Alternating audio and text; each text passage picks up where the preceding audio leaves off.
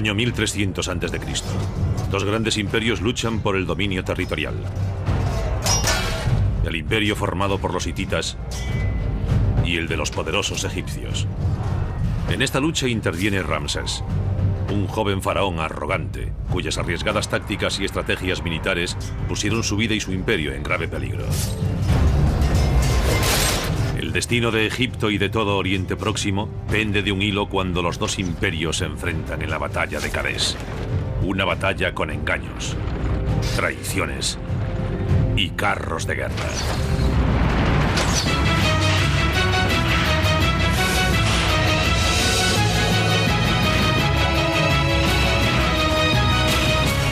Batallas legendarias, Ramsés y los carros de guerra. En Cadés, 17.000 hititas se enfrentan a 20.000 egipcios.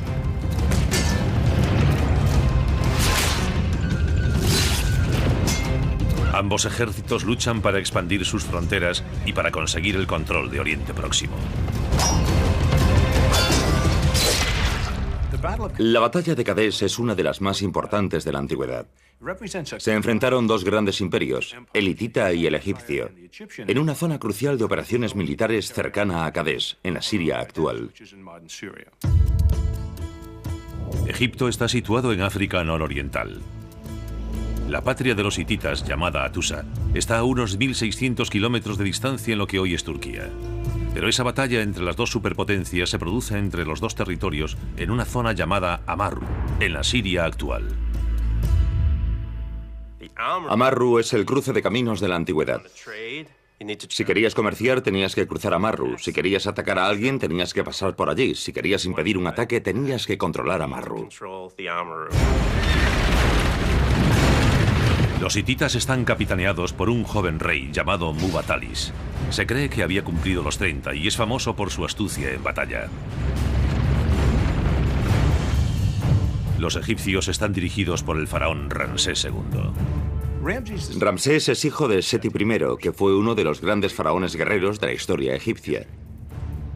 Ramsés llega al trono sobre los 23 años y se ve como continuador de la estirpe de faraones guerreros.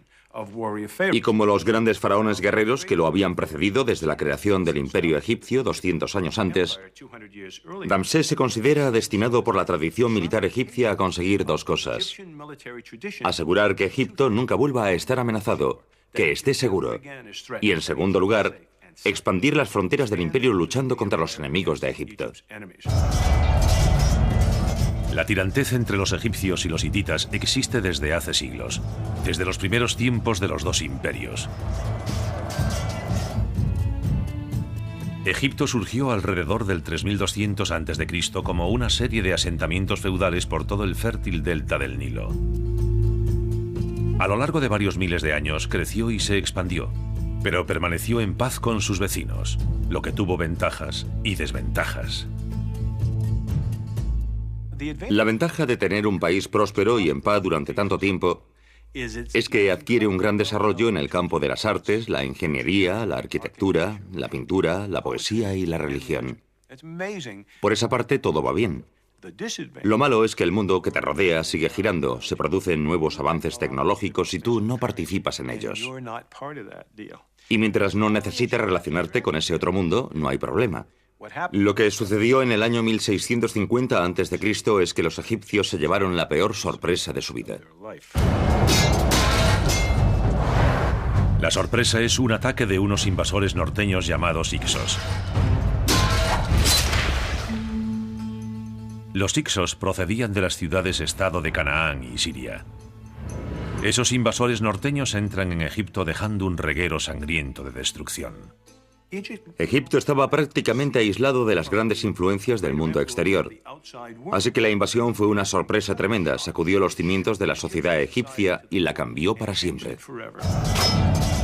Los Hyksos ocuparon Egipto durante casi 80 años. Finalmente los egipcios se rebelan y luchan durante 30 años para liberarse. Con el tiempo logran echar a los Hyksos, pero la influencia norteña continúa vigente. Una de las consecuencias positivas de la ocupación de Egipto por los invasores del norte fue la aportación de su logística militar muy superior a la del ejército egipcio. Los egipcios adoptaron el uso de nuevas armas de lucha cuerpo a cuerpo y un nuevo modo de moverse por el campo de batalla. El carro de guerra de 2 hombres. Pero los egipcios no solo utilizan el carro, lo mejoran. Los egipcios aplicaron 3 grandes cambios al carro que revolucionaron su uso en combate.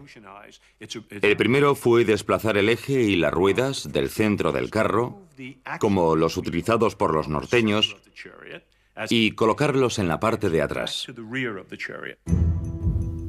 El eje mide aproximadamente 1 metro de largo y va lo más atrás posible para mejorar su equilibrio, velocidad y agilidad. La cabina del carro mide casi 1 metro de ancho, 45 centímetros de fondo y 76 centímetros de alto. El armazón es de madera, de olmo o fresno moldeada con vapor y se cubre con pieles de animal o juncos. El suelo de la cabina es de capas de cuero flexible o de tela especialmente tejida para ayudar al equilibrio del arquero y a amortiguar los golpes. Los egipcios también reemplazaron la rueda de 4 radios de los Hyksos por una de 6 radios. Ese pequeño cambio dio más robustez a la rueda, que podía aguantar una velocidad de hasta 19 kilómetros por hora por terreno de difícil tránsito. Y puede que una de las innovaciones tecnológicas más asombrosas fuese la creación de la llamada articulación universal, en la que el palo del carro que viene de los caballos se une a la cabina del vehículo. Como esa junta es capaz de moverse y no está fija en un sitio, puede amortiguar mucho los golpes. Eso no solo asegura la integridad del carro, también hace más cómodo el desplazamiento para los tripulantes. Sumando todas esas mejoras, resulta que los egipcios cambiaron el carro hasta tal punto que sería como contar en batalla con un tanque de combate de última generación. El carro fue un gran avance militar porque introdujo la movilidad en el combate. Y también se convirtió en símbolo de categoría. Todo noble quería tener un carro de guerra. Cada unidad de combate en carro consta de 3 hombres. El conductor guía el caballo y el carro por el campo de batalla. El arquero debe tener buena pericia para disparar flechas desde una plataforma móvil que se puede desplazar a 19 kilómetros por hora. El corredor corre al lado del vehículo. Sirve tanto para atacar como para defender. Como defensor, protegía el carro de los corredores adversarios, pero también atacaba a los carros enemigos, tiraba fuera de la cabina a sus tripulantes y los mataba. En un combate actual, nunca envías a los tanques sin apoyo de infantería, y esto era lo mismo. El corredor lucha con una espada curva de bronce. Con casi 1 metro de largo, la espada pesa casi 1 kilo. Puede blandirse con fuerza suficiente para rebanar un brazo o una cabeza de un tajo. El corredor también contaba con una lanza de casi 2 metros. El asta es de madera y la punta de bronce muy afilado. Tras modernizar su fuerza de combate, los egipcios idean una nueva estrategia: atacar al enemigo primero y hacer preguntas después. La pondrá en práctica unos 30 años después de librarse de los Hyksos. Cuando Egipto hubo estabilizado su posición interna y reconstruido su ejército, se dirigió hacia el norte para vengarse. Y en ese momento tenemos la formación del Imperio egipcio y el inicio de su expansión hacia el norte por Canaán y lo que ahora es Líbano y Siria. Los veloces y ágiles carros egipcios les dan gran ventaja cuando se expanden por el norte y derrotan a la mayoría de sus enemigos. Pero cuando empiezan a expandirse hacia lo que hoy es Siria, se encuentran con los hititas, que también están expandiendo su territorio y también tienen carros. Egipto y Atusa están separados por casi 1.600 kilómetros, pero ambos se amenazan mutuamente y ven el territorio entre Egipto y Atusa como una barrera de separación esencial. En un principio, la zona de separación es, por supuesto, solo eso, una zona que es prescindible, no es territorio patrio. Pero pasado el tiempo, ¿qué ocurre? La defensa de esa zona acaba casi identificada con la defensa de la patria, así que acabas luchando por ella sin parar. Durante siglos, los egipcios y los hititas derramaron sangre mutuamente en pequeñas escaramuzas al enfrentarse por las incursiones en la zona de separación. A veces es un combate de infantería, pero otras veces participan los carros. Cuando la gente piensa en el combate con carros, en las guerras antiguas, lo que imagina son frentes de carros cargando contra la infantería enemiga o líneas de carros cargando contra otro frente de carros enemigos. Pero la cosa no era así. Hay que tener en cuenta que los caballos no querrían cargar contra un frente de infantería con lanzas, y tampoco tendría mucha lógica lanzarse contra un carro enemigo. Lo que solían hacer con los carros cuando se utilizaban contra otros carros era combatir en círculo. Los frentes se atacaban mutuamente, pero jamás entraban en contacto. Lo que se perseguía era que el arquero del carro acertase al arquero de un carro adversario, al conductor o al caballo de otro carro, mientras se cruzaban. O usando el término militar, al paso, mientras pasaban uno al lado de otro. Después giraban, daban la vuelta y volvían a atacar. A veces no contra el mismo objetivo, sino que elegían el más cercano. Mientras que el carro egipcio de 2 hombres es ligero y ágil, el hitita es un carro mayor, más lento, pesado. El eje está colocado en el centro de la plataforma de transporte. Eso reduce su velocidad y estabilidad, pero le da una gran ventaja, la capacidad de llevar a 3 hombres. Ahora el conductor, el arquero y el corredor pueden ir juntos al combate. Algunos historiadores creen que esa innovación se creó años antes, después de que los hititas derrotaran a otro enemigo, a los hurritas, que habían vivido en la zona entre los ríos Tigris y Éufrates. Además de librarse de un enemigo, los hititas se quedaron con el famoso adiestrador hurrita de caballos militares llamado Kikuli. Kikuli cambia el futuro del carro de guerra empleando una técnica sorprendentemente sencilla. Lo que Kikuli hizo fue escribir un manual de adiestramiento para conseguir caballos más fuertes y capaces de tirar de cargas mayores. Fue muy importante porque permitió crear un carro totalmente nuevo y una nueva forma de luchar con él. Con los carros de 2 hombres, el corredor tenía que correr al lado del vehículo. Eso mermaba la velocidad y la distancia que podían cubrir, porque el corredor, que era la principal defensa del carro, acababa completamente agotado. Pero los caballos adiestrados de Kikuli eran capaces de tirar de un carro mayor con 3 hombres a bordo. Tanto los egipcios como los hititas perfeccionaron y transformaron sus carros en armas mortíferas. Y tras cientos de años, la tirantez entre esos 2 grandes pueblos guerreros estallaría cuando el faraón Ramsés se encuentra con su adversario en las llanuras de Kadesh.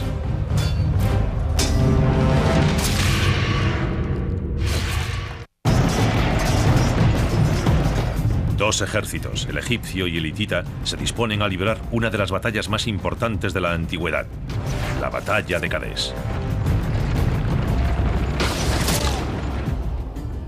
Kadesh está situada a medio camino de 2 imperios, en la Siria actual. Durante muchos siglos, los egipcios y los hititas realizaron pequeñas escaramuzas para conquistar esa zona, porque para ambos tenía importancia táctica y estratégica.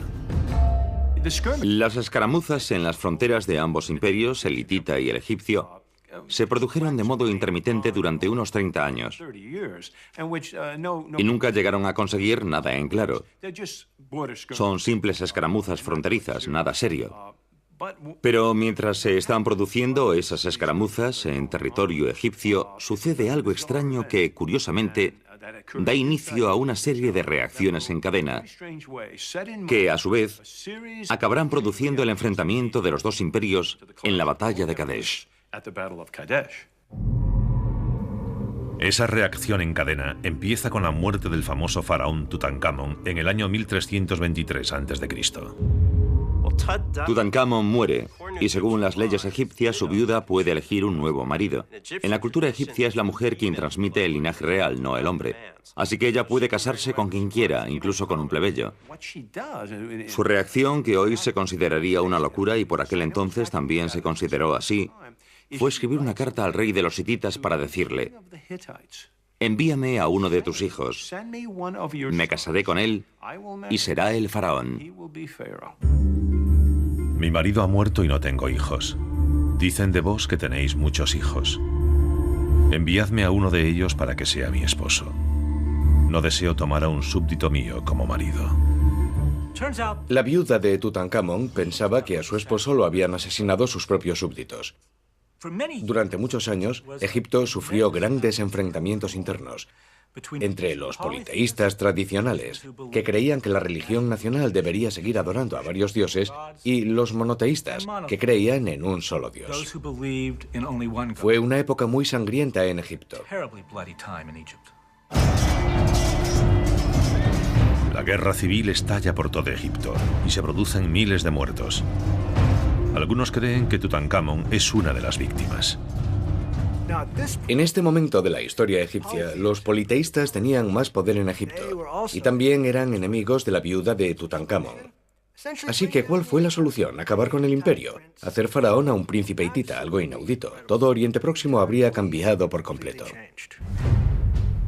Si los hititas consiguen hacerse con Egipto y sus territorios, controlarán todas las rutas comerciales y los puntos de ataque militar desde Egipto a Mesopotamia. Bien consciente de las ventajas políticas, el rey hitita accede al matrimonio acordado y envía a uno de sus hijos pequeños a Egipto. Lo que ocurre a continuación es la chispa que provoca la batalla de Cadés.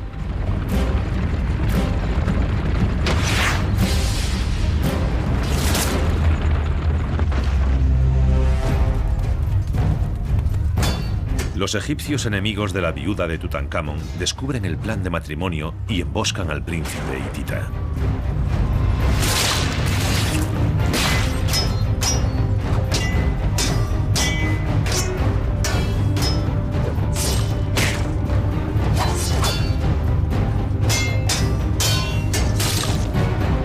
El príncipe hitita nunca llega a pisar suelo egipcio. Después muere la viuda de Tutankamón. Algunos dicen que asesinada. Pero lo más importante es la reacción de los hititas tras el asesinato. Como es de suponer, el rey hitita está furioso. El rey hitita es el gran guerrero Subiluriuma y está furioso. Su deseo de vengar la muerte de su hijo hace que reanude la guerra contra Egipto. Pero esa no es la única razón. Subiluriuma no es tonto. No va a permitir que la muerte de su hijo influya en la política exterior del imperio. No obstante, es una buena excusa para volver a luchar por la valiosa zona de Amarru. Subiluriuma lucha con sus tropas contra Egipto durante casi una década. Pero alrededor del año 1322 a.C., el rey hitita cae abatido. No por la espada de un enemigo, sino por un enemigo invisible mucho más mortífero. Hubo un enfrentamiento en el que una guarnición egipcia fue derrotada por las tropas hititas, que hicieron algunos prisioneros.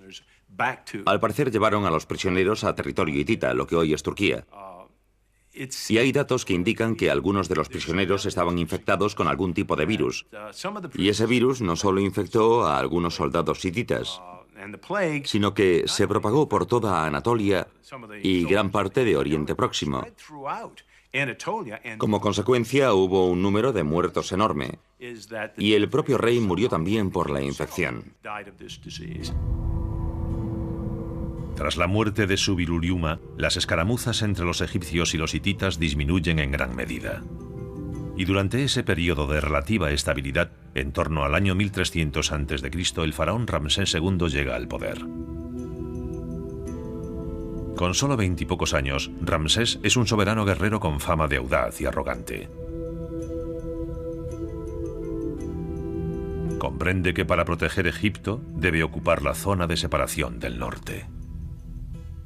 Ramsés procede de una estirpe militar y se ve a sí mismo no solo como el faraón del período en el que gobierna, sino como el continuador de esa estirpe de grandes faraones guerreros que existe desde que el imperio egipcio se crea 200 años antes. Por tanto, para entender su forma de pensar, hay que tener en cuenta que era un hombre que se consideraba no solo un gran guerrero, sino alguien cuya función principal, la razón fundamental de su existencia, era proteger Egipto. Tras 5 años de reinado, Ramsés planea un ataque contra los hititas. Lleva 24.000 soldados al norte por la ruta costera hacia Gaza. Su ejército se compone de 4 divisiones, todas con nombres de dioses egipcios: la Amón, la Ra, la Ta y la Set.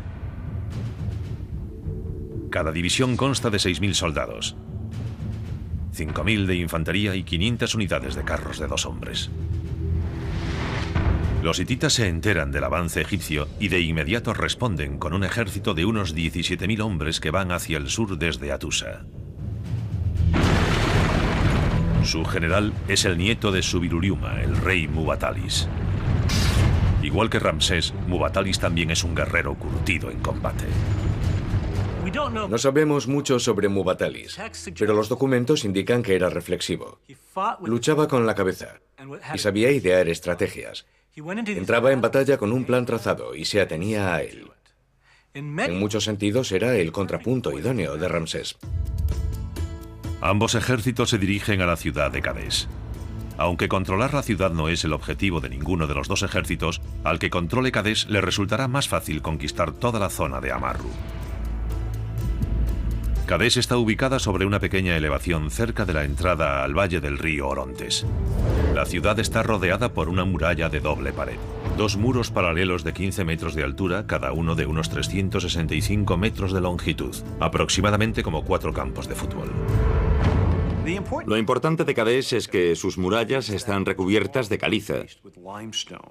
Aunque son murallas de doble pared, están recubiertas con caliza. Es un detalle muy importante, ya que durante los 200 años que los egipcios intentaron hacer retroceder a los sirios y a los hititas, no pudieron tomar las ciudades. Y ello se debió a los arietes. No existía ninguno capaz de hacer mella en la roca. No aparecieron en Oriente Próximo hasta el siglo VIII. Ramsés quiere llegar a Kadesh primero, para no tener que atacar la ciudad amurallada. Pero cuando al fin logra llegar a la ciudad, se llevará la mayor sorpresa de su vida.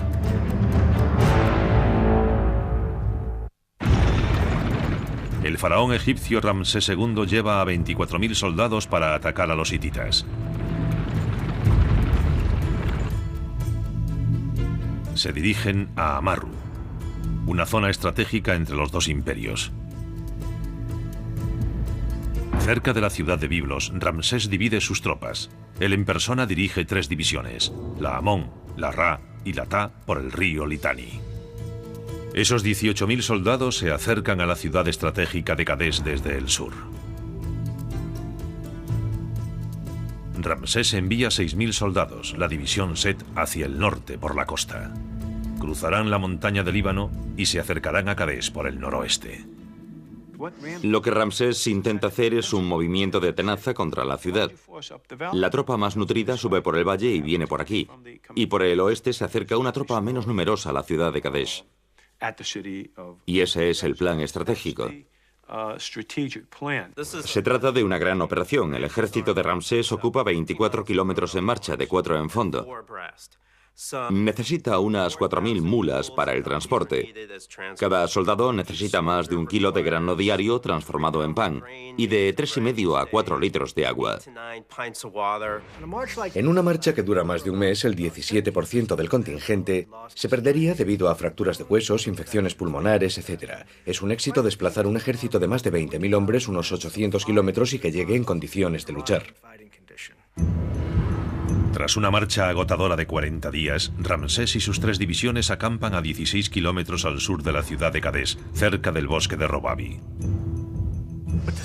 Pero decir que las 3 divisiones de Ramsés acampan juntas no es del todo exacto. Sí, todas paran al mismo tiempo, pero son muchos soldados. Así que los de atrás están a 24 kilómetros de Ramsés, que va en vanguardia. Ramsés ahora está bastante adentrado en Amarru, y los hititas podrían estar en cualquier parte, sea porque no envía patrullas de reconocimiento o porque no descubren nada. Ramsés no tiene información sobre dónde están los hititas. Cerca del campamento de Ramsés, las patrullas egipcias capturan a los beduinos de la zona, esperando sonsacarles la situación del ejército hitita. Por inscripciones de templos sabemos que Ramsés tenía un león de mascota que se llevaba con él en las campañas. Se dice que ese león se usaba para, por así decirlo, alentar la cooperación.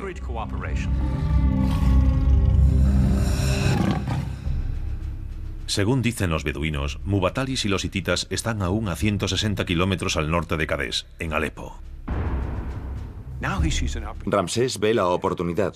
Cadés está indefensa, puede conquistarla, usarla como base logística, reconstruir su ejército, darle descanso y luego, a un paso de allí, enfrentarse a los hititas.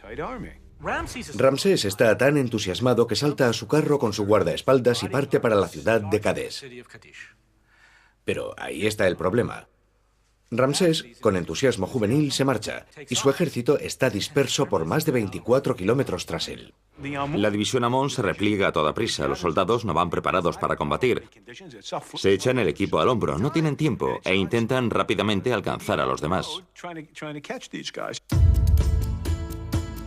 Ramsés empieza a acampar en la llanura. La mal preparada división Amón tarda en alcanzarlo. La Ra está aún a unos cuantos kilómetros. La Ta aún no ha llegado al bosque de Robavi. Y la división Seti sigue por la costa del Mediterráneo. Ramsés cree que será como un paseo. Sus guardaespaldas empiezan a organizar el campamento. Parte de la división Amón todavía empieza a llegar al campamento. Hay bastante desorganización. La división Ra va cruzando despreocupada la llanura y Mubatalis activa la trampa. De los huertos al sur de la ciudad surgen 2000 carros hititas. Surgen de repente de los huertos y sorprenden a la división Ra por el flanco.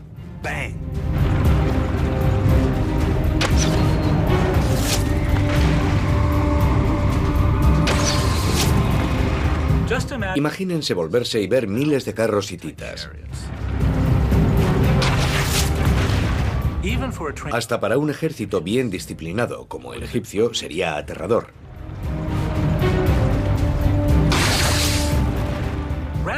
La división Ra de Ramsés queda completamente diezmada por los hititas. No están preparados para la batalla y tampoco en formación. Los atacan y se dispersan por toda la llanura. Los guías de los carros hititas recorren el caótico campo de batalla, mientras los arqueros lanzan sus flechas con mortífera precisión. Los arqueros y los conductores de los carros trabajaban compenetrados. Para ellos se adiestraban juntos y sus caballos se adiestraban juntos, en todo momento, hora tras hora, sin descanso. Tanto los arqueros hititas como los egipcios usan un arco compuesto hecho de madera, asta y tendón de buey, unidos por laminado. El arco compuesto resulta ser un arma estupenda. Tiene gran capacidad de penetración y es muy preciso en manos de un buen arquero.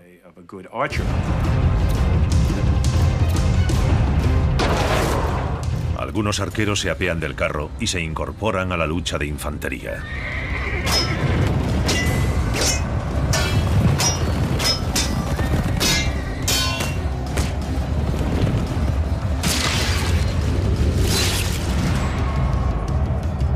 Algunos historiadores creen que el rey hitita Mubatalis está ya dentro de Cadés y ha organizado este ataque sorpresa. La información de los beduinos era falsa. El ejército de Ramsés está desprevenido. El plan de Mubatalis es brillante.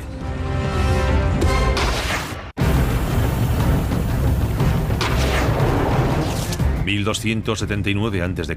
empieza la batalla de Cadés. Una tremenda emboscada de carros hititas contra un ejército egipcio desprevenido produce las primeras bajas del conflicto. Y todo es culpa del faraón Ramsés. El faraón con la prisa partió prácticamente solo. Tenía solamente unos cientos de soldados con él. Unos espías beduinos habían engañado a Ramsés diciéndole que los hititas estaban a 160 kilómetros al norte, en Alepo, cuando en realidad estaban ya en la ciudad de Cadés. A nadie se le ocurre pensar que tal vez los oficiales hititas de espionaje podían haberles dado información falsa a los beduinos. Es un engaño muy común para atraer a los egipcios hacia una trampa.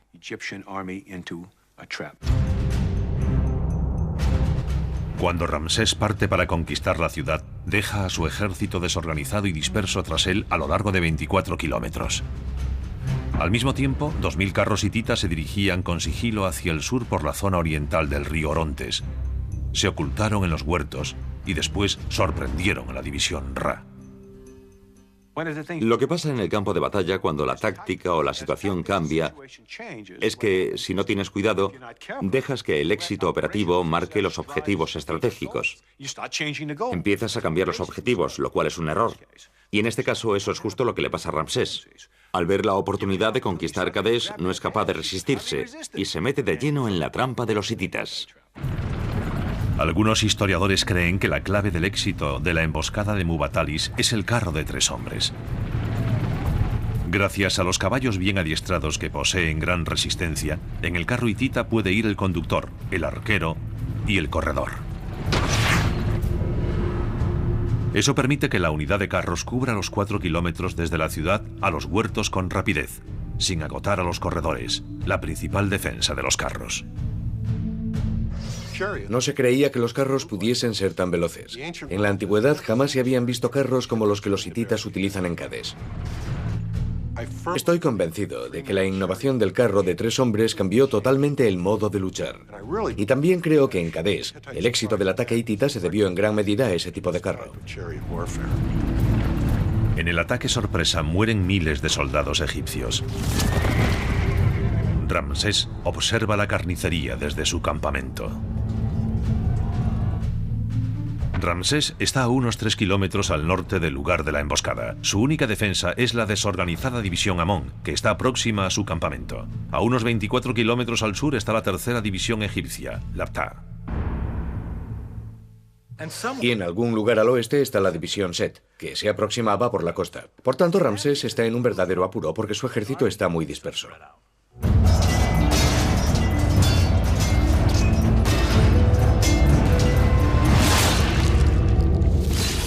A Ramsés le están dando una paliza. Sus tropas están dispersas, es un caos. Si los hititas llegan hasta Ramsés, eso podría mutilar al imperio egipcio. Y Ramsés es el siguiente objetivo de los carros hititas. Los carros hititas se dirigen al norte y van directos hacia el campamento a medio levantar y desorganizado de Ramsés, a donde la división Amón va llegando a duras penas. Y los hititas penetran en el campamento, se apean de los carros y se entabla una feroz batalla de infantería.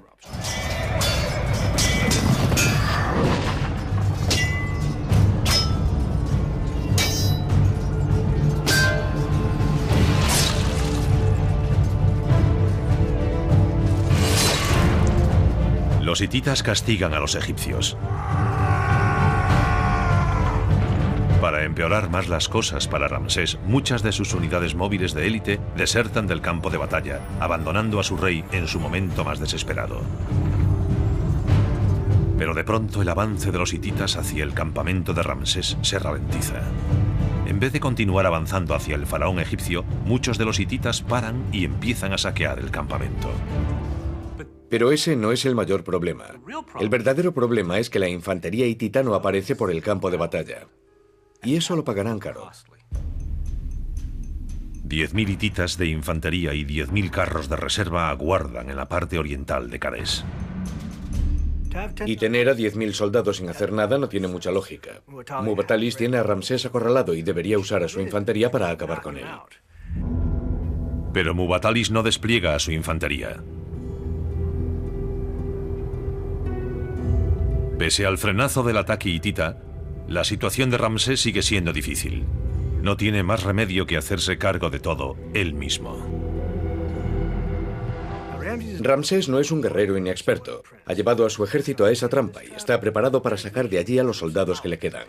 Así que él y algunos de su guardia de infantería, que más o menos es lo que queda de la división Amón, marchan a la batalla. Hay quien comenta que era un fanfarrón, pero era un soldado de primera. Lo que hizo fue reunir los carros que le quedaban, reúne lo que queda de la Amón, localiza una zona del ataque hacia el noroeste, que probablemente era la más vulnerable, y la ataca.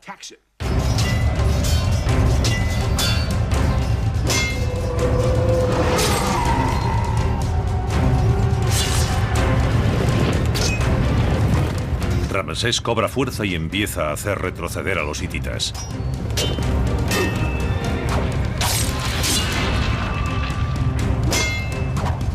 Pero sus tropas están demasiado dispersas para lograr un resultado importante.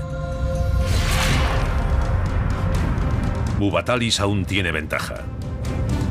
Puede terminar la batalla desplegando a sus 10.000 de infantería de reserva. Ahora es el momento. Los tiene a su merced. Puede rematarlos. Ahora es el momento de que Muwatallis lance a la infantería.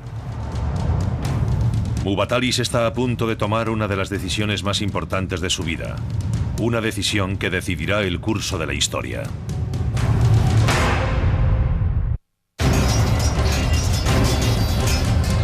La lucha entre los egipcios y los hititas ha llegado a su momento decisivo.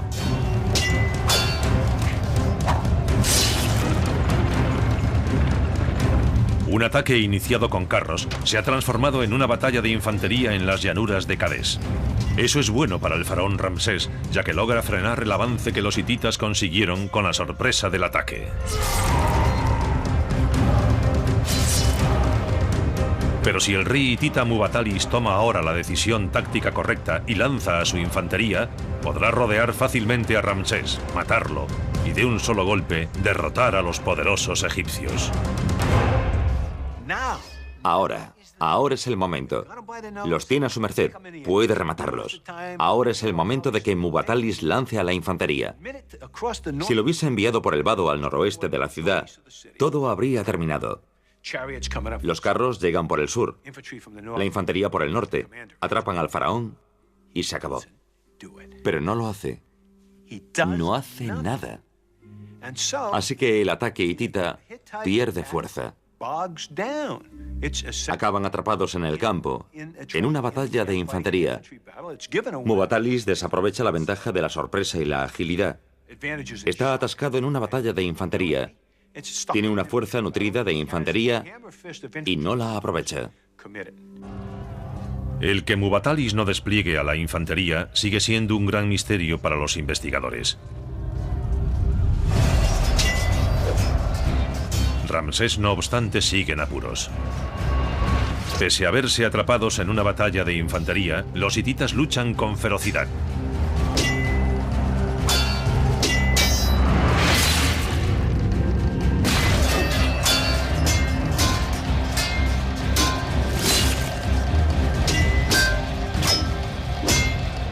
Pero Ramsés sigue teniendo suerte.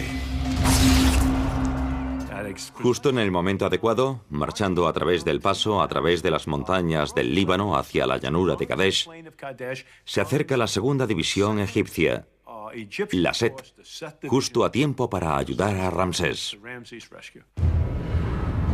La división Set de Ramsés, que venía desde Egipto por la costa, al fin llega a Kadesh. La división Set cuenta con 5.000 soldados de infantería y 500 carros. Ramsés ahora tiene la tropa que necesita para hacer retroceder a los hititas a través del río Orontes. En las llanuras cercanas a Kadesh se disputa una batalla de infantería y carros.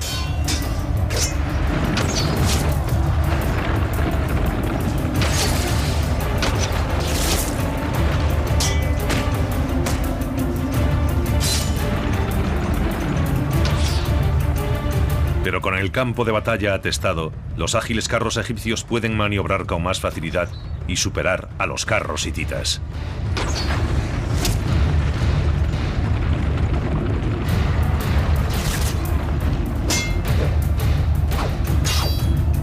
Ramsés ha logrado cambiar las tornas.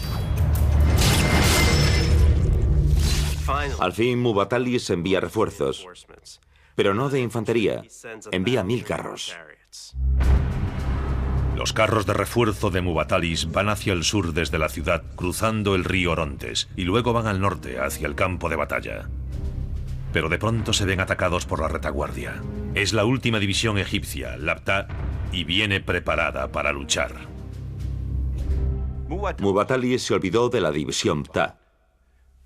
Los de esa división ven la batalla que tienen delante y entran en la llanura formados para luchar. Marchan hacia la llanura cuando los hititas cruzan el Orontes y les dan la espalda. Los atacan por la retaguardia y destrozan a la tropa de reserva hitita. Los hititas caen en una trampa. Ramsés, lo que queda de la división Amón y la división Set atacan por la vanguardia. Y la división Ta ataca por la retaguardia. Muwatallis cometió un grave error, el de no enviar mejores efectivos después de los malos. Si vas a usar efectivos, lo haces para conseguir la victoria, no para evitar una derrota. Y él optó por la segunda opción.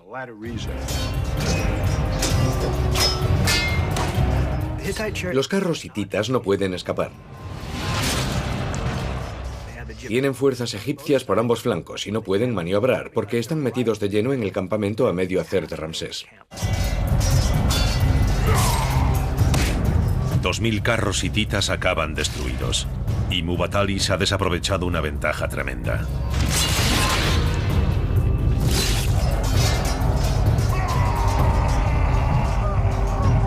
Pero pese a la capacidad de Ramsés de cambiar las tornas, los egipcios también han sufrido grandes pérdidas. En la división Amón están casi todos muertos. Muchos de la división Ra también han muerto o están dispersos. Perdió la mitad de sus soldados y gran parte de al menos 2 divisiones de carros. Unos 1000 carros, tal vez más. Así que ha sido un mal día para ambos bandos. El sol se pone sobre el campo de batalla, lleno de caballos muertos y moribundos, y de soldados que gritan. Los hititas se retiran a su base, detrás de Cadés. Los egipcios no los persiguen. Al día siguiente, Muwatallis le envía un mensaje a Ramsés. Le dice que ninguno de los dos ha ganado nada, que dejen la cosa por ahora y que ya volverán a enfrentarse más adelante. Ramsés acepta, no tiene elección, no puede avanzar hacia el norte de Kadesh. Pero eso no impide que Ramsés se autoproclame como vencedor. Ordena que se esculpa su gran victoria en la batalla de Kadesh en monumentos por todo Egipto. Ramsés registra la batalla de Kadesh como una gran victoria personal. No obstante, hay cantidad de fuentes y de restos arqueológicos que indican que exageraba. Pero si pensamos que al final logró salvarse a sí mismo y al ejército de lo que pudo haber sido una aniquilación completa, su versión del resultado tiene cierta lógica. Antes de que Ramsés regrese a Egipto, se ocupa de un último asunto. Ramsés reunió a los comandantes de las unidades de carros que habían desertado durante el ataque. Les obligó a arrodillarse con las manos atadas a la espalda. Y él mismo decapitó a algunos de los hijos de los nobles más poderosos de Egipto.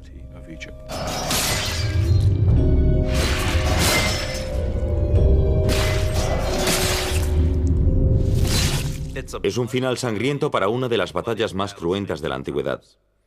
Y Ramsés se asegura de que su ejército vea el precio de la deslealtad. Ramsés aprende de los errores que cometió en Kadesh. Pero su error es muy común entre los grandes generales de la historia. George Armstrong Custer cayó en una trampa similar, como Ramsés en Kadesh. Iba persiguiendo a un grupo de indios sin ver que otro grupo mayor lo acechaba. Tras hacer retroceder al pequeño grupo de indios a caballo, se dispuso a atacar la que creía una aldea indefensa. Para su sorpresa, un ejército indio mucho más numeroso lo sorprendió por el flanco. Al contrario que Ramsés, a Custer lo mataron. Pero el error y la táctica fueron los mismos. Las dos superpotencias siguen luchando por la zona estratégica de separación durante varios años tras la batalla de Kadesh. Pero en el año 1262 a.C., los egipcios y los hititas tienen que aliarse contra una amenaza procedente de lo que hoy es Irak: los asirios. Y esa alianza duró casi un siglo. Y al igual que la batalla de Berlín en la Segunda Guerra Mundial, fue el motivo por el que dos superpotencias se unieran y se toleraran para poder derrotar al enemigo, lo mismo ocurrió con la batalla de Kadesh. La batalla de Kadesh no fue la victoria aplastante que Ramsés hizo creer a su pueblo que fue. Pero cuenta la historia de un joven monarca atrevido que se precipita a entrar en batalla y se ve sorprendido, pero logra recuperarse para salvarse a sí mismo y a su imperio.